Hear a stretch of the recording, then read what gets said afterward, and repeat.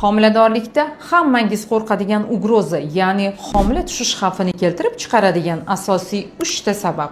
Bu so'zni eshitganingizda yuragingiz siqiladi, to'g'rimi?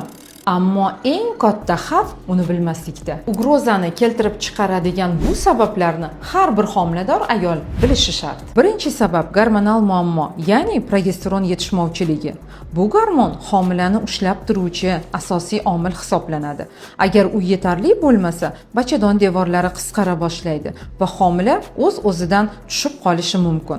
Bu gormon yetishmasligining belgilari: belda og'riq, qorin pastida tortishish hamda jigarrang ajralmalar kelishidir. Dori bilan o'z vaqtida davolasa, xavf bartaraf bo'ladi. Ikkinchi, eng asosiy sabab bu ichki infeksiyalar. Ko'p ayollar o'zida infeksiya borligini bilmay yuradi. Ureoplazma, xlamidiya, taksoplazmoz kabi kasalliklar homilani ichkaridan zararlaydi.